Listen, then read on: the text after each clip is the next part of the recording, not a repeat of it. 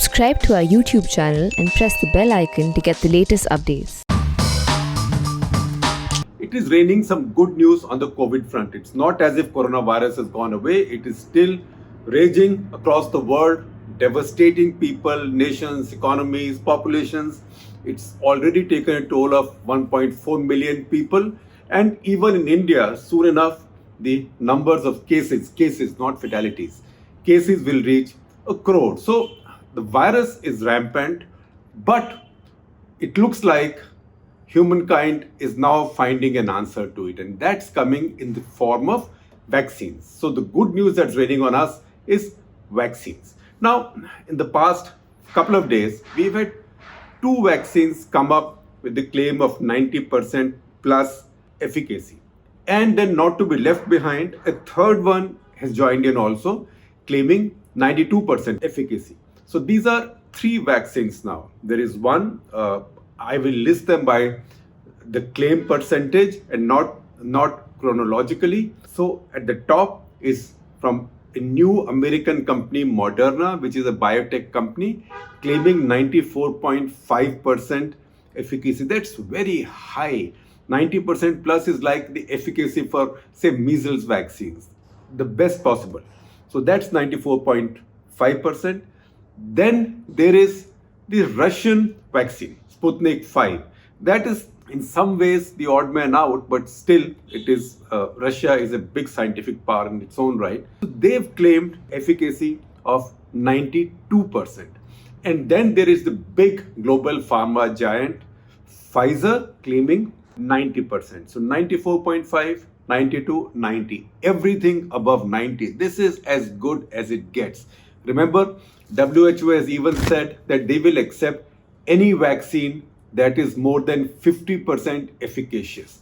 And if you want to understand in relative terms, the flu vaccine that we normally take every year, at least people in my age group do every year and should, that has about 40 to 60% protection. So it doesn't give you 100% protection, but 40 to 60%, and I think it's more on the lower side than the higher side of this range. But still, it's a lot, and it saves millions of lives across the world every year. And not just that, it also then makes the disease milder in case you still unfortunately get it in spite of the vaccine. So any vaccine which is more than 50% efficacious is a blessing, but 90% plus is fantastic. And the reason we've got it so quickly, this is the fastest vaccine program in the history of humankind, is one, because all of the governments and all of the world's scientists have put their heads together. Also, there is hyper communication, so scientists are also sharing information with each other much faster. In fact, tens of thousands of papers, research papers, have already been published on coronavirus, on various aspects of it. And also now you have a very high level of computerization and artificial intelligence available to you. So all that's adding up to create this marvel. Now, before we go into these vaccines, we have to understand, and this is something that I only understood today, and I thank my two young colleagues, young journalists, that is Shubhangi Mishra and Raghav Bikhchandani, who did this research for me, and who also sort of opened my eyes as to what exactly is efficacy in the case of vaccines. So, as a layperson, most of us would think, at least I thought immediately, oh, 90% efficacious. That means if you give it to 100 people, 10 will get sick, 90 will not get sick. Now that's wrong, because that makes a presumption that all 100 would have got sick. So it doesn't work like that. Vaccine trials are complicated. All drug trials are complicated, and they all have scientific protocols. But vaccine trials, particularly if these are vaccines for deadly diseases, have a peculiar problem. For drugs, for other disease, you can confront your sample or your patients or people on trial or people involved in trial with the disease or with the bug. Since coronavirus, COVID-19, is a killer virus, it can take somebody's life. It is not ethical to expose your people or your trial population to the virus. So what do? Normally what you would have done was taken a bunch of people for trial, put half in the vaccine group, half in the control group. That is a double-blinded trial. So half would have got the vaccine, the other half would have got, we are getting the vaccine, but it would have been saline water or something.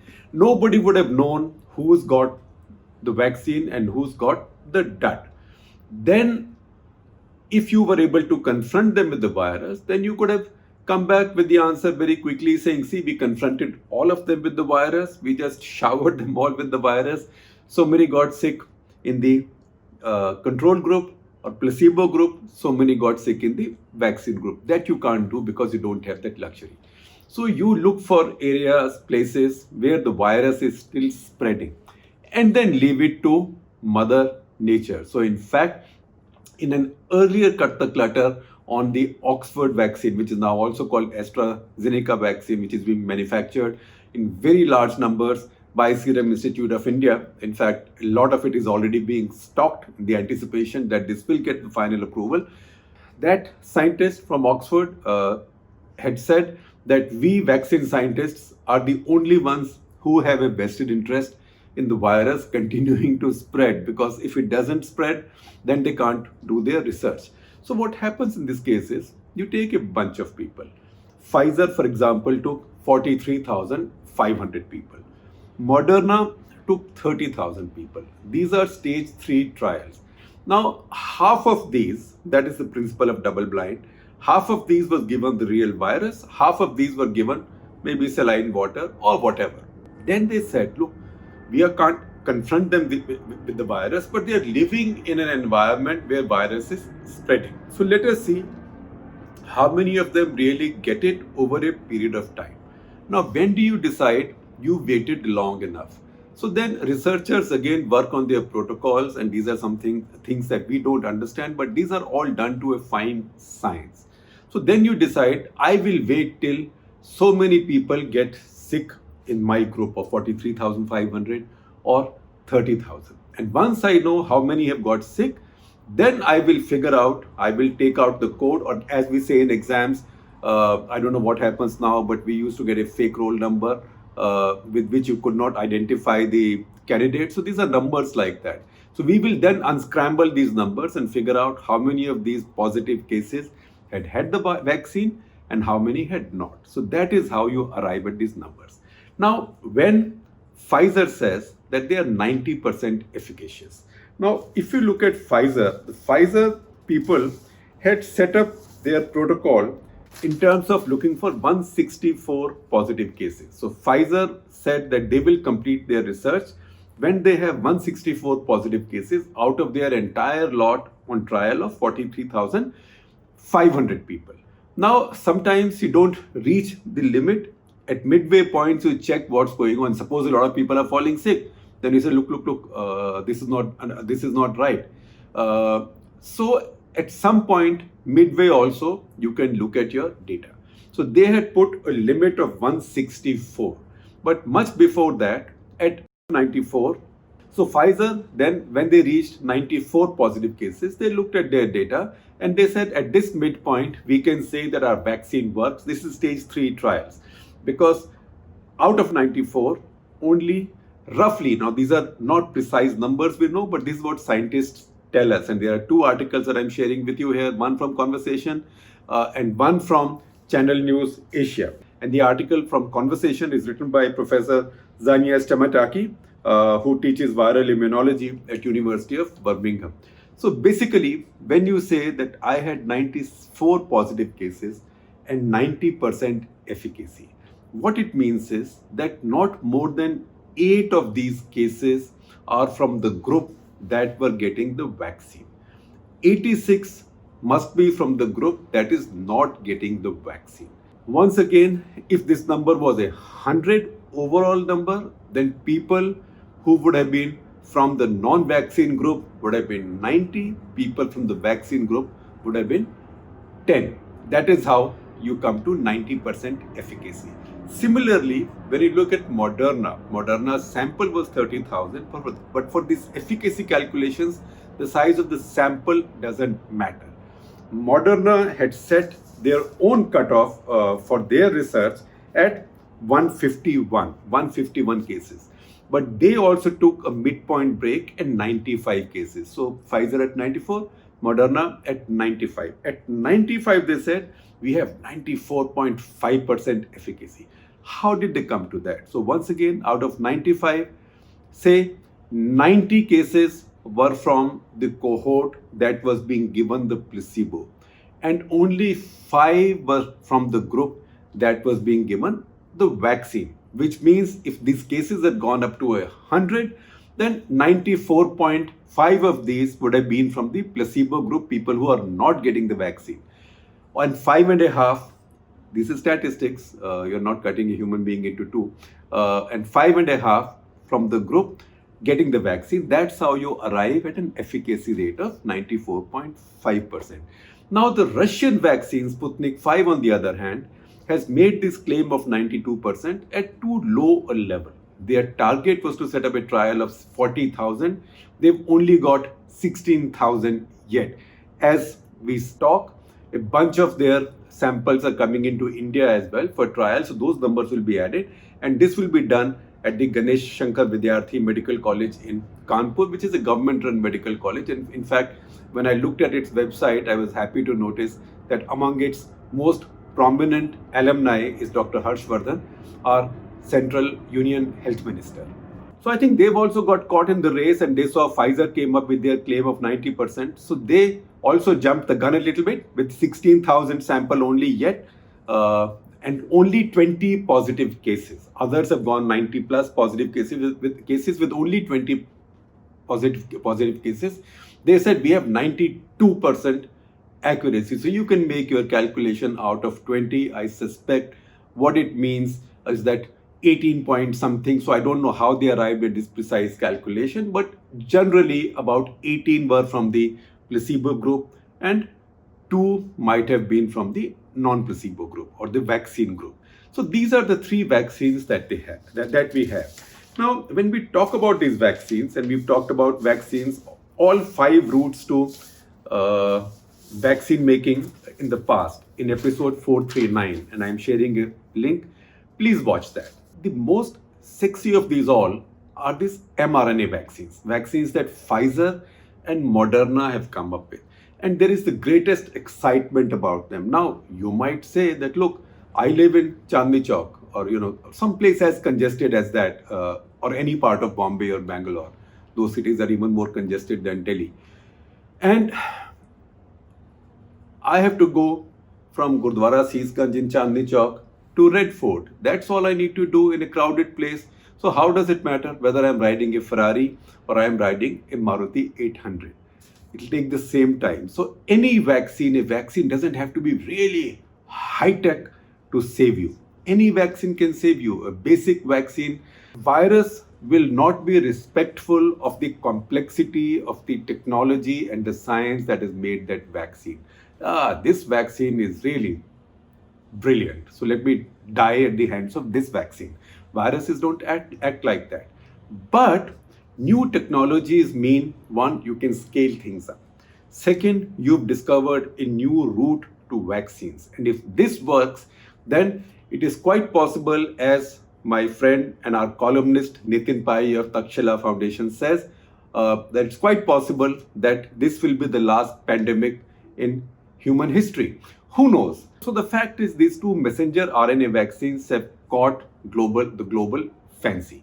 Also because of their efficacy. What are these vaccines? We told you the 4 or 5 routes, quoting from John Cohen, who's a globally respected science writer. We said 1 is use the virus by killing it. That was a Jonas Salk.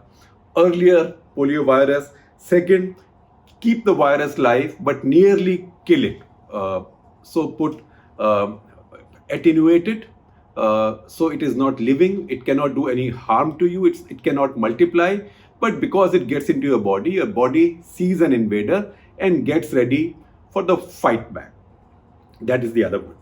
And that led to many successful vaccines, including the new polio vaccine, the vaccine for mumps, measles, rubella, chickenpox, smallpox, and many earlier avatars of the rabies vaccine, and saved tens of crores of lives around the world over the generations.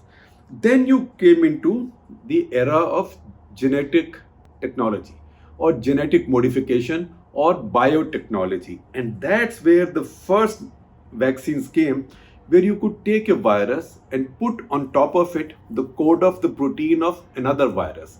So this virus, which was no longer harmful to human beings, that could be inserted into human body, but carrying the protein of another virus which was harmful. So your body cells will respond to that protein and produce antibodies. So when the real virus came in, your body was ready. It's a bit like having a whistleblower in your body or having a gatekeeper. Somebody blows the whistle, shouts a warning. As soon as that happens, you go to your window, take out your shotgun and line up the target and shoot it. So it prepares your body like that. These were also the adenovirus route. So a lot of adenoviruses were used. Adenoviruses are like common cold viruses. They are called adenoviruses because they also grow in adenoids. Those are the glands we have in our throats. The next stage of genetic technologies or cutting edge genetic science was messenger RNA. So what Moderna and Pfizer use is a technology where they impregnate the gene of the spike protein. That means, first of all, they figure out what the spike protein ka gene is.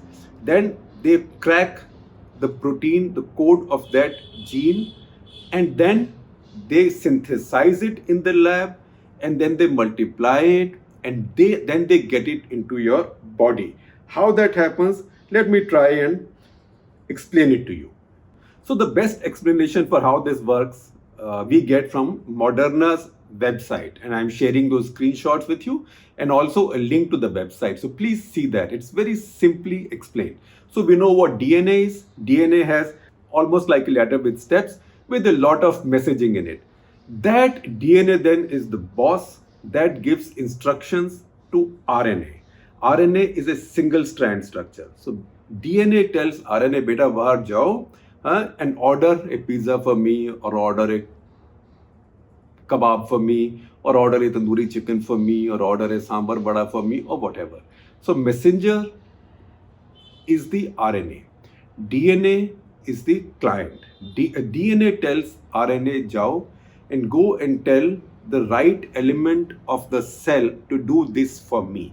So this messenger RNA then goes out of the nucleus of the cell. All of us know the structure of the human cell, generally like this, with the nucleus here and lots of things sort of in that fluid called cytoplasm. There, among other particles, you also have ribosomes. Ribosomes are the factory of our body. Ribosomes produce various kinds of proteins for all functions. All functions in our body are then performed by those proteins. So this messenger RNA then goes to ribosomes and says, listen, we are going to be invaded by this virus. It doesn't take a letter like that, I'm simplifying it. We are going to be invaded by this virus, which will have a protein like this. So you start making that protein, right? And that protein begins to get manufactured in the body. And as that protein, which mimics the spike protein of the virus, which can do you no harm, when that is produced, your body then naturally responds to that and starts producing antibodies. That is how messenger RNA works. So I will run you through the points on Moderna's website. So the first process is, they say that DNA through a transcription process creates an RNA copy with the message. Second, when this RNA takes the message to the ribosome, then ribosome translates this message and reads the messenger RNA कि boss तुमको क्या चाहिए. And then after ribosome has done it, then the cell expresses that protein, and that protein is what your body that needs to be prepared to deal with COVID-19 or any virus about which this mRNA carries the message. Now, Moderna's website makes a claim, which I am sure Pfizer also would, because these are similar technologies. So they say they have proprietary technologies to create messenger RNA sequences that cells recognize as if they are produced in the body. So basically, they are tricking your body cells into believing that the messenger RNA, which has been synthetically created, has come in from outside from a lab, is also your body's messenger RNA. झूठ बोला, दगा दिया body को, they deceived your body, but all for a good purpose. So a lie, but a virtuous lie or deceit. So your body then begins to respond. So effectively what they do is they train your cells to produce one or more proteins to enable your body to fight this disease. Now, what is the sequence of this process? Number one, first of all, you take out the sequence of the protein, desired sequence of the protein, that is spike protein in this case. Second, design and synthesize the corresponding messenger RNA sequence that will create that protein, because you have to put the right message in your genetic code so that your body will know that I have to make this protein. Three, engineer that messenger RNA to mimic the real thing, because if it doesn't look the real thing, then your body will reject it. And then there are ways of getting it to our cells. You can do it under pressure, you can do it through injection, etc., etc. That doesn't matter so much. Different people will have different methods. Now, the Russian vaccine, on the other hand, is of the slightly older generation scientifically. That's an adenovirus vaccine, just like the Oxford vaccine. That's an adenovirus vaccine. They take a chimpanzee adenovirus and put the spike protein on top of it. That adenovirus can't harm the human body. The Russians say that we are using an adenovirus technology, but this is an adenovirus technology, and that we have used for many other vaccines in the past. And we have data of more than 20,000 people in the past who have had no safety concerns with this technology. That's one. The second thing they say is that, look, we are not even using one adenovirus. We are using two adenovirus vectors. So not one Trojan horse, but two Trojan horses. In this case, they are adenovirus 26, AD26, and adenovirus 5, AD5. So they say we have two vectors. Two vectors are better than one. If your body for some reason rejects one, or one doesn't last long enough, then the second one will. So once again, I don't understand it too well, but two is better than one, seems to be the logic there. Now I will conclude this with one parting comment of mine. Now the whole world is so excited that these vaccines are coming in. Scientists are being celebrated. Human spirit is being celebrated. Nations have spent billions of dollars of money, particularly America, for example, and Germany also. This Pfizer BioNTech vaccine would not have happened without Germany's support. All this taxpayer money has been spent. All of us are waiting for these vaccines. Is anybody now complaining, Arey Baba, these vaccines are made of genetically modified stuff? No, because when it comes to our own lives, we don't complain about any of that. All these are twisted genetic material. All this is genetic material created in the lab. All this is genetic material created by shoving stuff from one cell onto another, one species onto another. We are not complaining about it. Think, at the same time, we become so paranoid when the same technology is used for agriculture, plants, for the farmer. So when it comes to our own lives, our own backsides, we are happy to accept genetically modified technologies. And we say, Baba, jitna jaldi ho sakta hai, give it to me as soon as possible. But when it comes to the farmer can go to hell. I don't trust the same technology, no matter how much science there is behind it. So that's where I just want to make a concluding point, that respect science. Don't follow anything blindly, but respect science. Science is about evidence. Science is about peer review. Science is about scrutiny. So a technology which is good, life-saving for our own bodies and our own lives, is also good for our farmer and our agriculture.